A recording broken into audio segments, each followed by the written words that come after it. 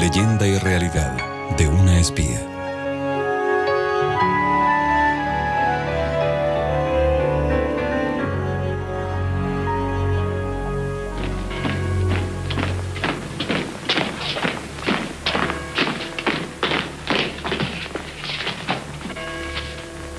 Goodbye.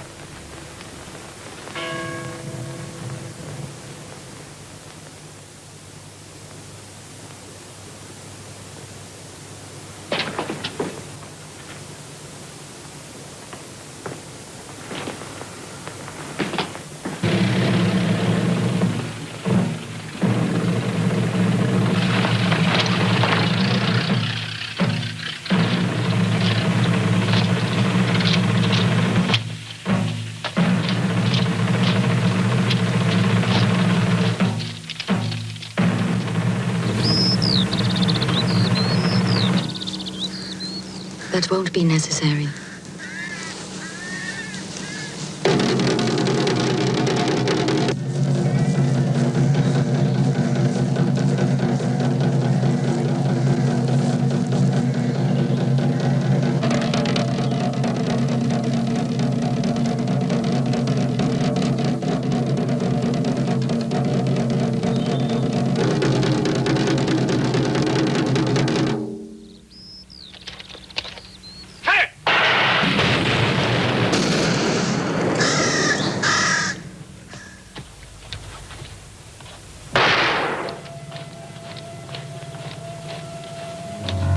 A Mata Hari le encantaban los álbumes de fotos. En más de 10 años coleccionó docenas de fotografías suyas que nunca habían sido publicadas. Estos álbumes se salvaron milagrosamente después de su muerte. Ahora son mostrados por primera vez.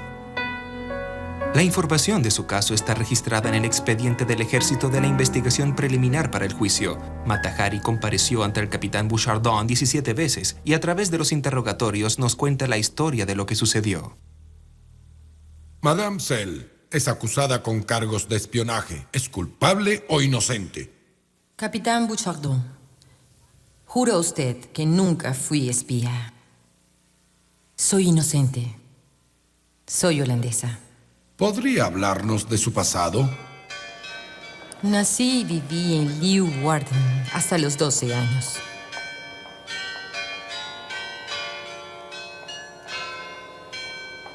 Para mi padre, era una orquídea entre botones de oro.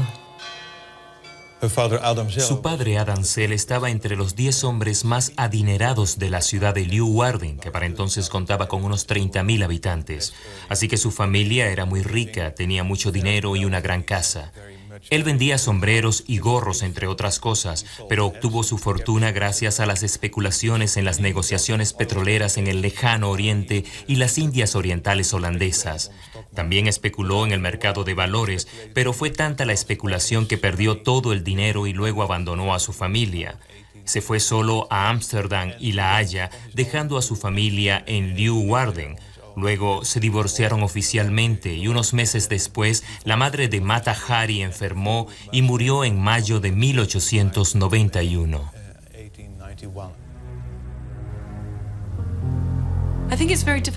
Creo que es muy difícil imaginar lo devastadoras que estas tragedias habrán sido para una chica de 14 años.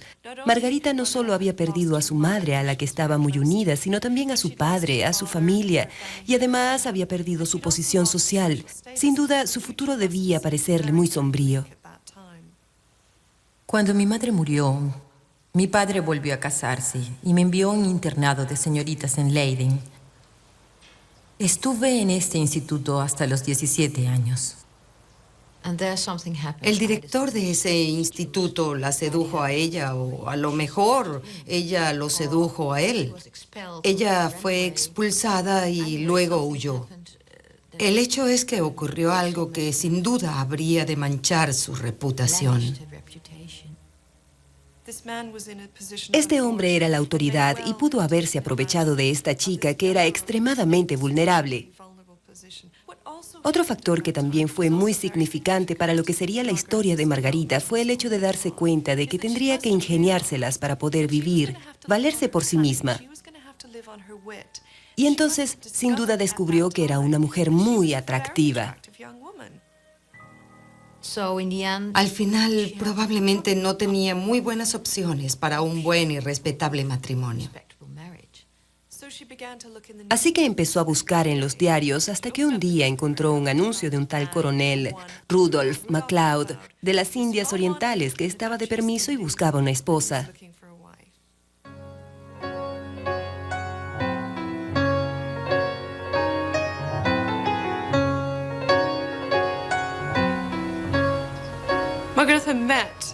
Margarita conoció al que sería su esposo, coronel Rudolph MacLeod, en el Museo Rijks, que era un lugar algo burgués. Y las cartas que intercambiaron en esa época dan la impresión de que hubo una especie de atracción instantánea entre ellos. Su futuro esposo casi le doblaba la edad. Era un hombre mayor, una figura paternal que probablemente era muy importante para ella. Era alguien que representaba estabilidad, que representaba autoridad y un buen futuro para ella. A raíz de la proposición de matrimonio, debió pensar que era una vía de escape porque el hombre tenía planes de regresar a las Indias. Y quizás ella creyó que era una escapatoria. También influyó la combinación de un bonito uniforme y el hecho de que era un hombre realmente apuesto. Margarita era sexualmente muy precoz y muy segura de sí misma. Escribía en una forma muy coqueta. Johnny, que era como un apodo que usaba ella para él. ¿Usó el fondo por encima de la rodilla o por debajo de la rodilla? También hay una referencia muy explícita al hecho de que planeaban tener relaciones sexuales antes de casarse.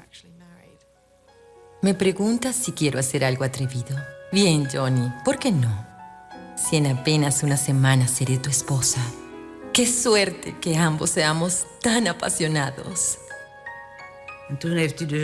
Entonces él dijo, caramba, qué muchacha tan bonita. Ella lo sorprendió. Esa era la historia que mi madre nos contaba con mucha frecuencia. Me casé con Rudolph MacLeod el 11 de julio. Cuando nació nuestro hijo Norman, me llevó con él a las Indias Orientales holandesas.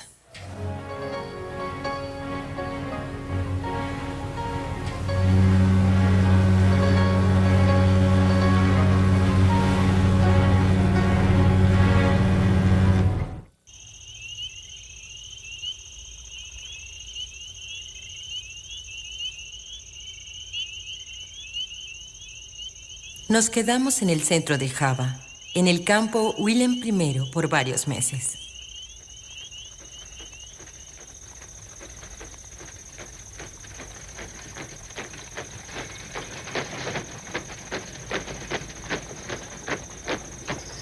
Luego, mi esposo fue transferido a Malang.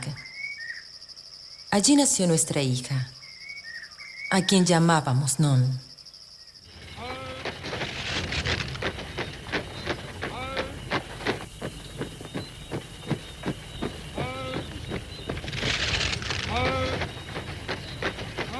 Después fue enviado a Medan, en la costa oriental de Sumatra. Un mes después de nuestra llegada, murió nuestro hijo de 3 años, cuando la esposa de un nativo intentara envenenarnos a todos. Hay varias versiones de lo sucedido, pero mi versión, mejor dicho, la de mi madre, es que la criada, que por supuesto cuidaba a los niños, fue la responsable directa de aquella tragedia. Es decir, mi padre en parte se lo esperaba porque ella dejaba todo en manos de la criada. No se ocupaba personalmente de nada en la casa. Y además, porque él había encarcelado al esposo de la criada por hacer algo prohibido. Entonces, el marido de la criada la obligó a eliminar a los hijos del mayor para vengarse, y lo hizo poniendo veneno en la comida.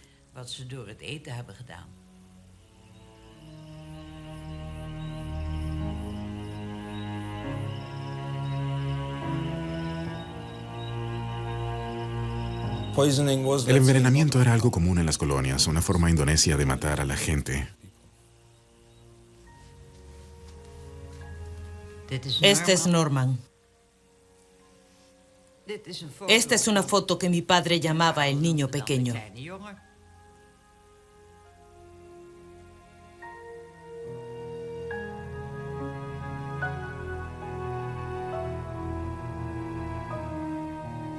Mi padre estaba devastado. Le escribió una carta a su hermana que yo todavía conservo, donde dice que le había sucedido lo peor que le puede pasar a un hombre y que ya no veía la forma de seguir adelante. Él adoraba al niño. Seguramente tenía un gran sentimiento de culpa que probablemente se acentuaba con los reproches de su esposo, que le decía: debías estar pendiente del bebé. Has podido evitar esta terrible tragedia. De modo que ese horrible hecho la perturbaría por el resto de su vida.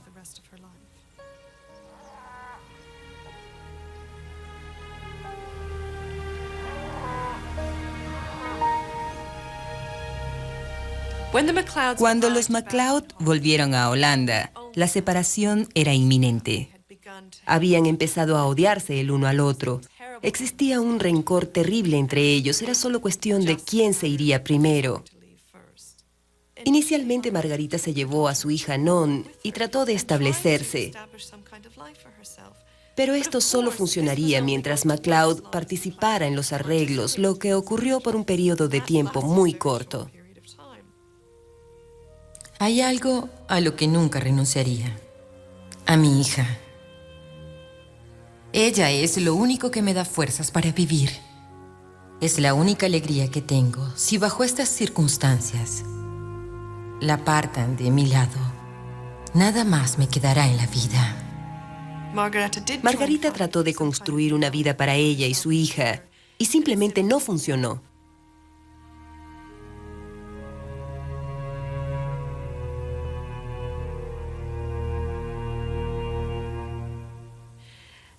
Así que decidió irse a París.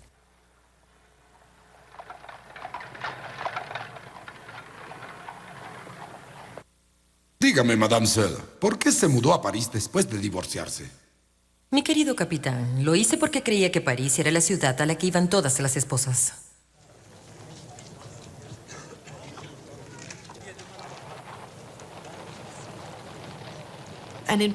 En París se convierte en otra persona, y creo que probablemente ese haya sido el momento en que empieza a inventar a Mata Hari, la bailarina de Indonesia, la mujer sin pasado, una mujer sin aquel terrible sentimiento de culpa, responsabilidad y dolor. Soñaba con bailar la danza nativa de las Indias, integrando mis vivencias.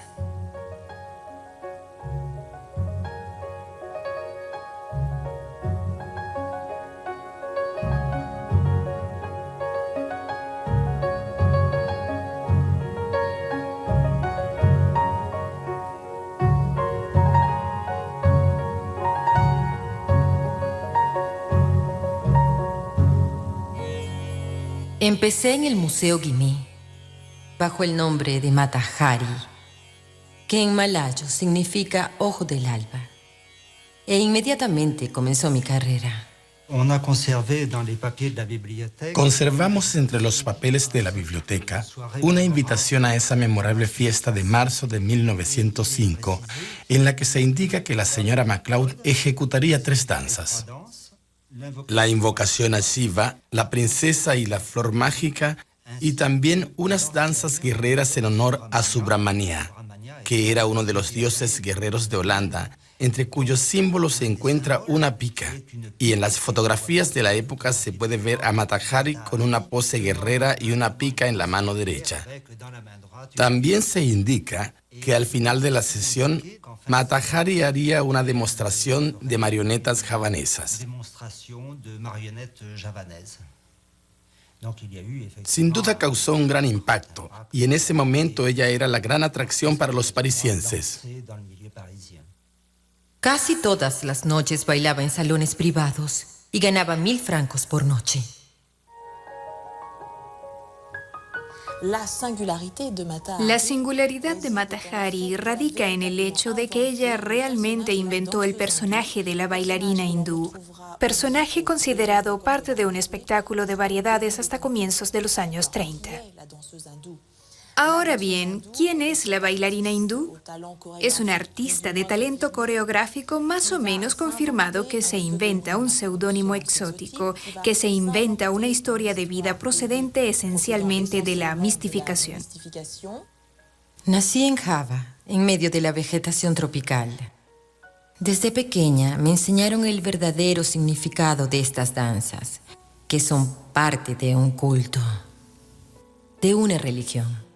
Solo los que nacen y crecen allá llegan a comprender su significado religioso. Estoy convencido de que ella empezó a creer en sus propias mentiras, en las cosas que le había dicho a la prensa y que la prensa publicaba, y la convencía de que todo lo que decía era cierto. Vivía en un mundo de fantasías. Aunque Mata Hari bailaba como representante de las danzas javanesas, no se inspiraba en estas completamente, pues es evidente que ella no realizaba los movimientos característicos de tales danzas, como los de las piernas, la posición de las rodillas y sobre todo el lenguaje de las manos.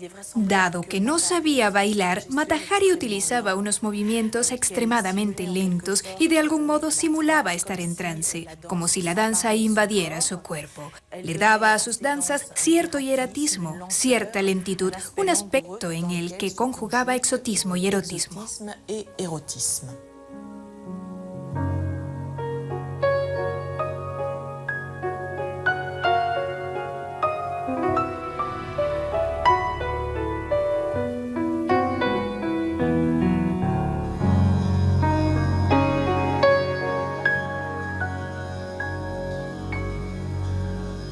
Madame Sel, ¿podría continuar con su testimonio? En febrero de 1906 actué en la ópera en Monte Carlo. Allí me convertí en la amante del teniente Alfred Kuipert. Me llevó a vivir a Berlín y viajamos mucho gracias a su gran fortuna.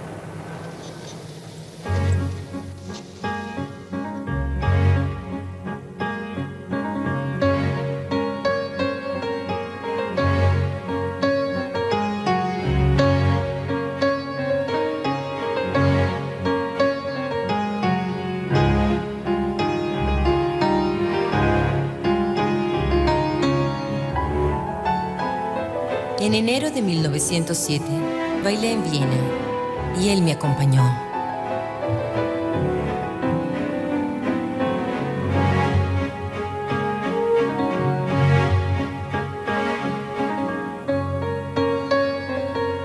Me encantan los oficiales. Siempre me han gustado. Preferiría ser la amante de un oficial pobre que de un banquero rico. Mi mayor placer es poder ir a la cama con ellos sin pensar en el dinero. También me gusta probar con distintas nacionalidades.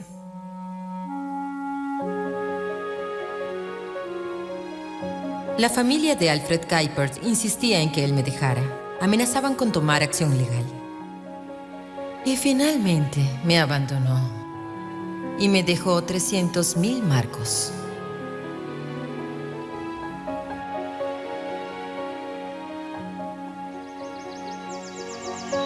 Regresé a París, donde el banquero Rousseau me hizo su amante. Con él vivía a todo dar. Obtuve una gran casa de campo en París, en Neuilly, calle Windsor, número 11.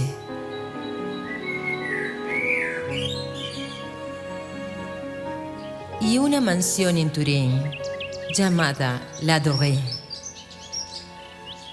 Usted misma ha dicho que es una mujer internacional y que poco antes de la guerra había tenido relaciones íntimas con 3 oficiales alemanes. El hecho de que haya tenido relaciones íntimas con ciertas personas no implica que tenga que ver con el espionaje. Ciertamente, como bailarina profesional, me relacioné con personas en Berlín sin ninguno de los motivos sospechosos que usted supone. Además, ¿cómo iba a saber que entonces habría una guerra? En junio de 1914 estaba en Berlín, preparándome para un contrato de 6 meses que había firmado con el Teatro Metropol. Luego se declaró la guerra. Y la policía trataba muy mal a los extranjeros. El presidente del banco me dijo que como yo había vivido 10 años en Francia, se me consideraba francesa. Y no quiso devolverme mi dinero ni mis joyas. Tuve que irme de Berlín sin un centavo. Cuando llegué a mi país, me sentía muy avergonzada. No tenía dinero, pero contaba con un viejo amor en La Haya, el coronel Barón van der Capellen, que era casado y muy rico. Recurrí a él y me instaló en La Haya, en un cómodo departamento. Sigue siendo mi amante. Mi estadía en La Haya fue muy triste. Algunos de mis amigos, especialmente el doctor que me ayudó a traer a mi hija al mundo, trataron de que me reuniera con ella. No la había visto en 6 años. Pero todo esfuerzo fue inútil, pues mi hija se negaba a verme. Me sentía muy sola.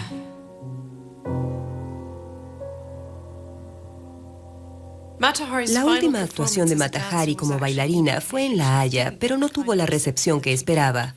Añoraba el tipo de vida que había tenido en París, así que tomó la inconveniente decisión de regresar a la capital francesa.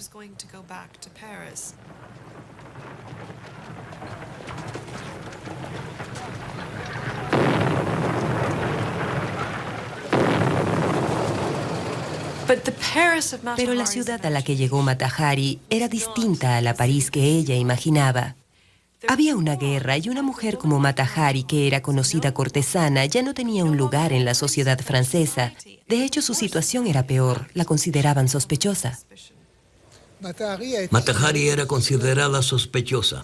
Era vigilada muy de cerca desde que llegó a París y se instaló en el Gran Hotel Plaza de la Ópera en junio de 1916.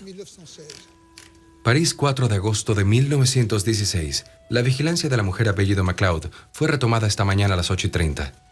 Salió de su habitación a eso de las 10 y tuvo una larga charla con 2 oficiales en el Winter Garden. Después del almuerzo, se reunió con un oficial de identidad desconocida. 2 detectives la seguían día y noche, controlaban toda su correspondencia y escuchaban sus conversaciones telefónicas. París, 5 de agosto.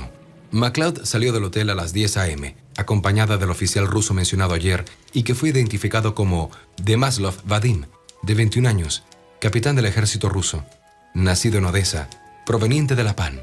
Conocí un oficial ruso, capitán Vadim Demaslov.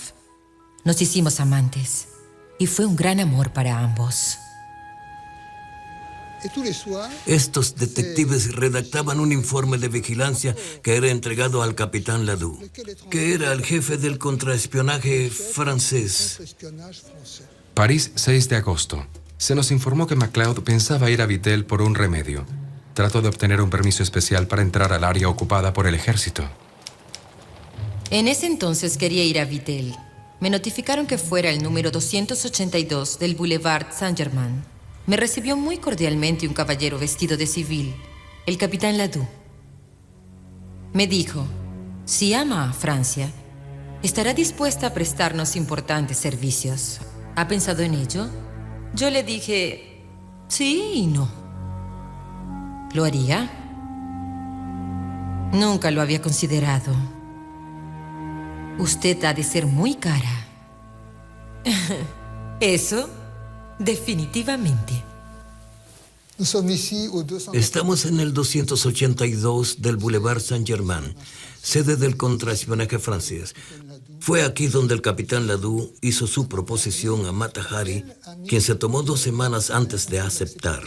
Los informes de vigilancia sí lo confirman. Vittel, 2 de septiembre de 1916. La señora MacLeod, a quien seguimos hasta Vittel, llegó al lugar el 1 de septiembre a las 4:30 p.m. Fue al Gran Hotel, donde está hospedada. Vittel, 3 de septiembre de 1916. Durante todo el día, MacLeod solo salió del hotel para tomar las aguas y para dar un pequeño paseo por el parque. En el camino habló con 3 oficiales.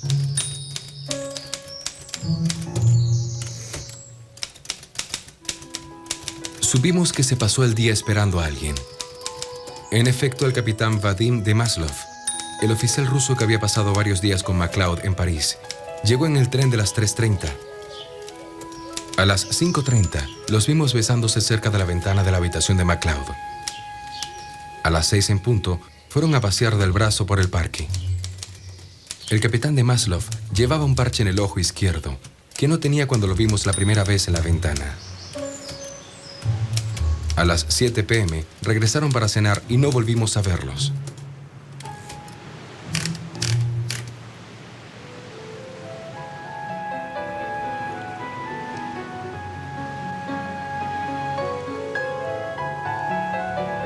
Vadim estaba gravemente herido porque había sido gaseado y perdió la vista del ojo izquierdo. Una noche me preguntó si me casaría con él. Le respondí que sí y comencé a pensar. Mi futuro estaba totalmente arreglado. Le pediré al capitán Ladoux suficiente dinero como para no tener que serle infiel a Vadim. Al regresar a París, hablaré con Ladoux. Le diré, esto es lo que pienso hacer.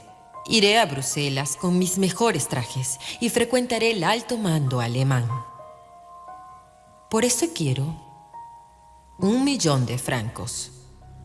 Pero me pagará solo después de confirmar el valor de mi información. El proyecto de un gran plan de espionaje en Bruselas parecía una fantasía. Ladoux lo aceptó, al igual que el pago que exigía Mata Hari. 1.000.000 de francos, una suma enorme para la época.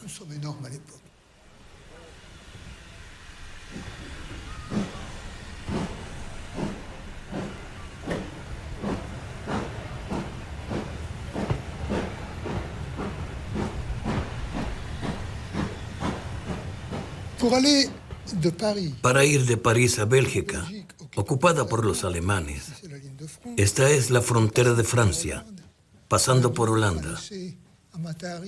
Ladoux dejó que Mata Hari escogiera entre dos caminos. Un camino corto pasando por Suiza y Alemania y un camino muy largo que pasa por España. Decidí viajar a Bélgica por la ruta sur vía España.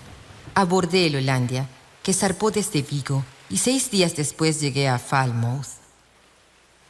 Nada especial ocurrió durante la travesía.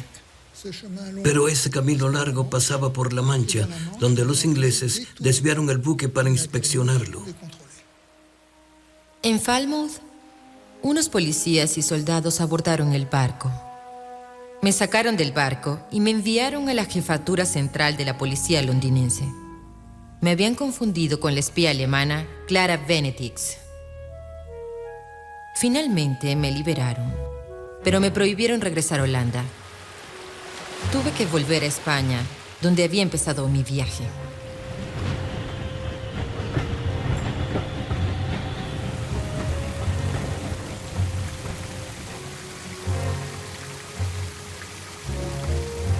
En Madrid me registré en el Hotel Ritz. Inmediatamente le escribí al capitán Ladoux para notificarle lo que me había pasado en Inglaterra. Luego decidí actuar. Tomé el directorio diplomático del hotel y busqué la embajada alemana. Averigüé que el agregado militar era el mayor Arnold Kalle, residido en Vía Castellana, número 23. Ese mismo día le escribí. Al siguiente día fui a verlo.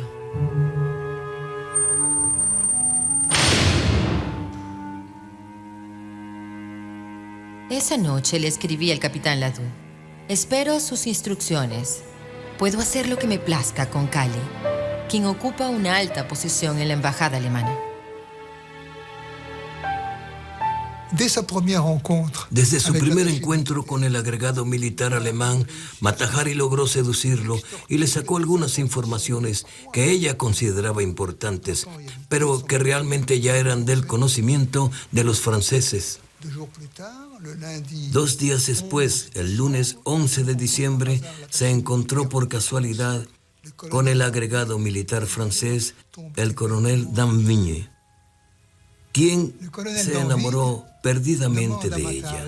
El coronel Danvigne le pidió a Mata Hari que consiguiera informaciones valiosas con el mayor alemán, pero este comenzó a desconfiar y se negó a responder a las preguntas de la bailarina. Decidió investigar la vida de Mata Hari y así descubrió todas sus artimañas. El castigo por su traición se iniciaría el miércoles 13 de diciembre. El mayor envió a Berlín una serie de radiotelegramas.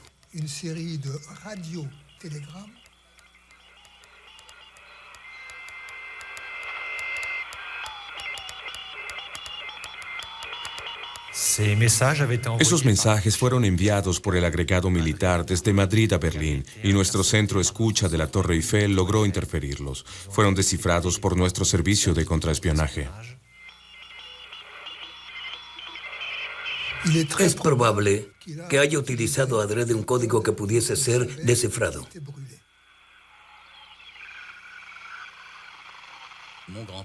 Mi abuelo estaba convencido de que los alemanes no sabían que nosotros conocíamos su código. No había ninguna razón para pensar que los telegramas no fuesen verdaderos. En esos radiotelegramas el mayor Kale habla de Mata Hari como la agente H-21 que le había dado informaciones supuestamente muy completas. Y así el contraespionaje francés pudo detener a una supuesta y gran espía alemana. Los alemanes entregaron a Mata Hari a los franceses. Eso fue extremadamente torpe desde el punto de vista político, ya que los franceses necesitaban precisamente en ese momento demostrar que luchaban contra los traidores y los espías. Entonces, ¿por qué los alemanes nos entregaron una espía? Es algo que no entiendo. Naturalmente, eso nos favoreció, pero hay algo en la mente de los alemanes que me inquieta un poco. Al regresar a París fue vigilada durante 6 semanas, pero sin resultado alguno. El juez de instrucción Bouchardon ordenó que la arrestaran el 13 de febrero de 1917. La señora Cel Margarita, conocida como Mata Hari, hospedada en el Palacio Elíseo, de religión protestante, 1,75 m de estatura, con la facultad de leer y escribir, es acusada de espionaje y complicidad con el enemigo al intentar ayudarlos en sus operaciones.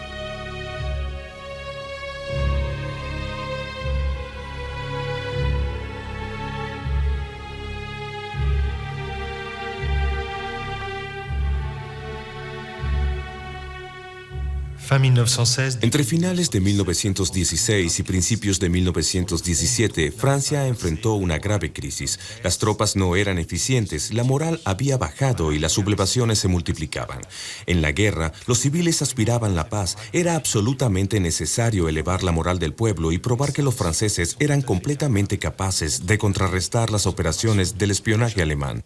En ese momento, cae el caso Mata Hari, que representaba un verdadero bien para el Ministerio de la Guerra.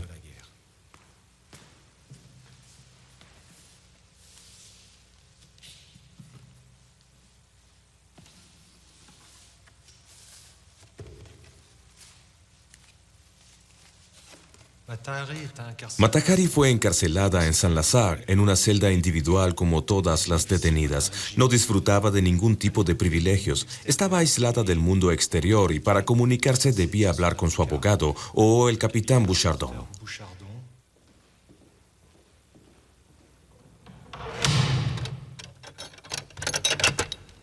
El impacto me ha alterado tanto que ya no soy yo misma.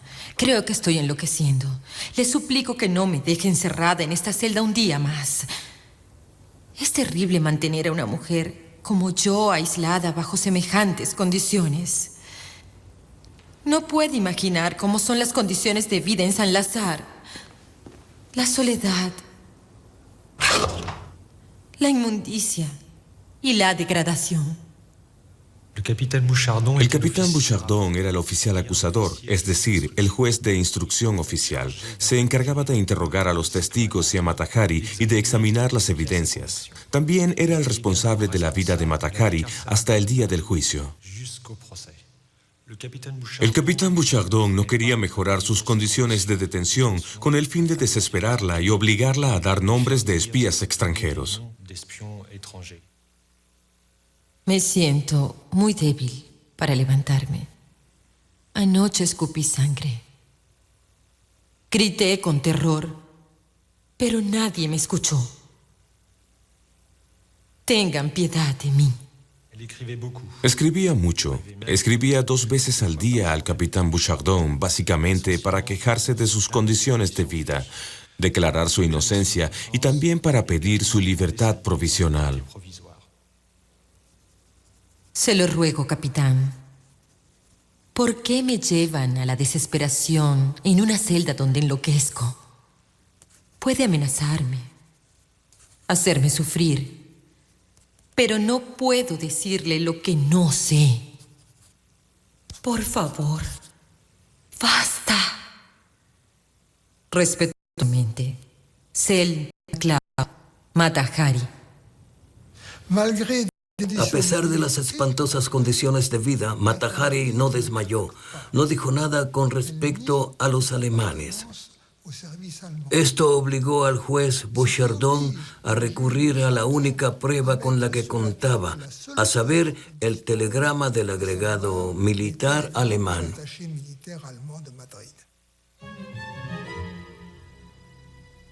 Madame Sell, tenemos evidencias que demuestran que ha jugado el más osado juego con los servicios de espionaje enemigos. Usted es la agente H-21 y trabaja para la Oficina Central de Información de Colonia. Pretendía aceptar la oferta del capitán Ladoux y viajar a Bélgica en su nombre. En el mes de diciembre de 1916, recibió en París la suma de 5.000 francos desde Alemania y finalmente le suministró a los alemanes información detallada relacionada con diversos puntos de importancia política, diplomática y militar. La persona de la que Kahle habla en sus telegramas es usted. He decidido decir la verdad. Si hasta ahora no lo había confesado es porque estaba avergonzada. En octubre de 1915, estaba en mi casa en La Haya. Era tarde y mi criada Ana ya dormía. Alguien llamó a la puerta y fui a ver de quién se trataba. Frente a mí estaba el señor Kremer, el cónsul alemán en Ámsterdam, que había escrito para anunciar su visita, pero sin decirme por qué deseaba verme. Él sabía que había pedido un pasaporte para ir a Francia.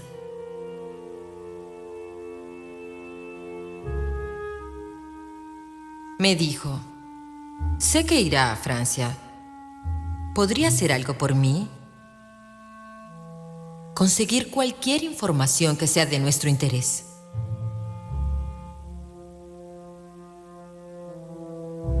Si acepta, le pagaré 20.000 francos.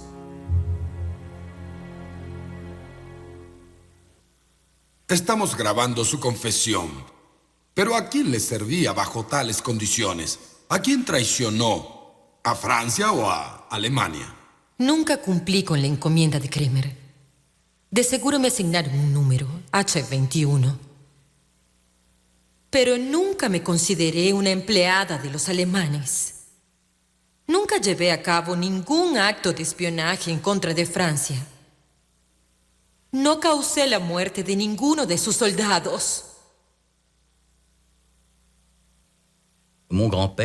Mi abuelo no tenía ninguna duda con respecto a su culpabilidad. Yo diría que para el momento del juicio, él estaba seguro de que ella le había dado a los alemanes información extremadamente importante. Esos telegramas fueron descifrados por los franceses. Sabían muy bien que las informaciones que Mata Hari le había dado al mayor Kahle eran absolutamente insignificantes y carentes de importancia. En materia de espionaje, es el hecho de espiar lo que se paga con la pena capital. No depende de la importancia de la información que se da. El juicio se desarrollará a puerta cerrada debido a la necesidad de guardar el secreto militar, ya que Francia está en guerra. Es la señora Selma Margarita Gertrude, también conocida como Mata Hari, culpable de haber entrado al puesto militar de París en diciembre de 1915 con el fin de obtener información para Alemania, una nación enemiga, en Holanda, es la misma mujer culpable de haberle entregado al cónsul alemán Kremer documentos o información que ponían en peligro la seguridad de posiciones militares. En Madrid, diciembre de 1916, es la misma persona culpable de haberle comunicado al agregado militar alemán Kahle ciertas informaciones para ayudarlos en la guerra. El juez militar respondió sí a las 8 preguntas que se hicieron debido a la situación de la época y a la forma en que fueron informados o desinformados. Solo podían condenarla a muerte por unanimidad. En consecuencia de lo cual, el consulado, por unanimidad, condena a Cel Margarita Gertrud a muerte. La acusada también deberá pagar costos legales al Estado. Hoy todo se derrumba a mi alrededor. Todos me han dado la espalda, hasta el hombre por quien habría dado mi vida. Nunca hubiese imaginado que los humanos pudieran ser tan cobardes. Pero sí lo son. Estoy sola. Yo misma me defenderé. Y si tengo que caer, lo haré con una sonrisa de profundo desprecio.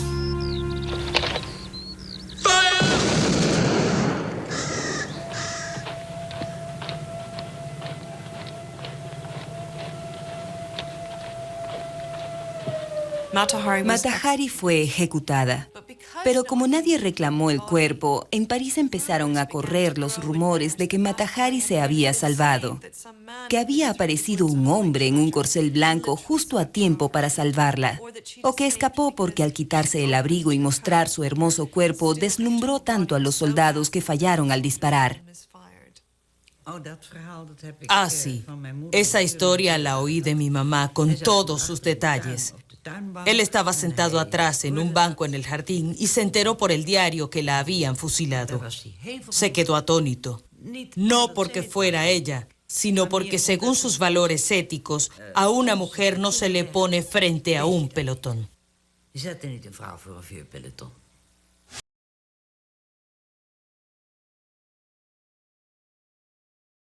Mata Hari realmente es un icono femenino del siglo XX. Es un símbolo sexual muy poderoso y como es universalmente reconocida, después de todo es la mujer fatal, permanece en una especie de imaginación ficticia.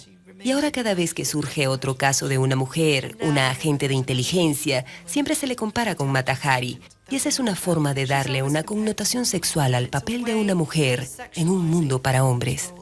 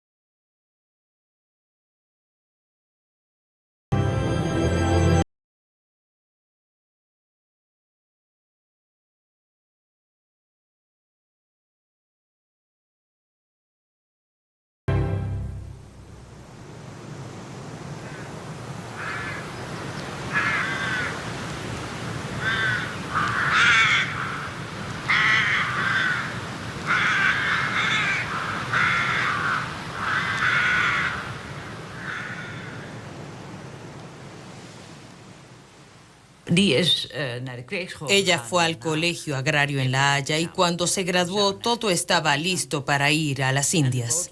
Los boletos estaban reservados. Todo estaba preparado para salir y la fecha estaba fijada. Incluso el día antes, mi madre se fue a la ciudad a arreglar un vestido amarillo y por la noche le cosió los adornos al vestido y luego se fueron a acostar. A la mañana siguiente, mi madre fue a despertarla y yacía muerta en la cama. Murió mientras dormía. No tenía ningún rastro de haber sufrido en su paso a la otra vida. Simplemente falleció. Y eso sí fue algo que mi padre no pudo soportar. Además de todo, la había perdido a ella. Fue un hecho terrible para él. Fue demasiado.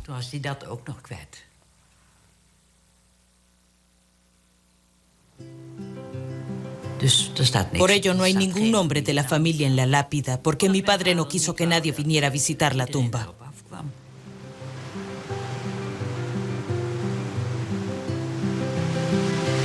Ja, dat oude kwaad verbritsen, kreeg voor eeuwig onderwijs, is weer naar Europa stutsen, maar je moeltje vol malaise. Ja, bezocht op vreemde stritten, in Parijs en in Berlijn, al haar jermoete feiten, bij muziek en brandewijn. En ja, kezen oren namen, zat hier net eens bestiert. Ja, vertelde onbeskamme dat je Matahari heet. 4 van het land voor je mijn scepties bij de poorten van de hel. Maak ja een drieste striptease, want haar spierlijk leed te fel. De eerste van de Bajaderen leven zien een glorieroes. En bij hege militairen, via gauw was bij een hoes, doet de eerste vrootkrieg voeren en Parijs bedriegelij. En het rucht haar uit de gloede van haar wilde nachtenwaai. In een cel met Britse tonnen hebben ja haar feesten zet, via wierlijke spionnen. Matahari wist het net, in het dichthoes Saint-Lazare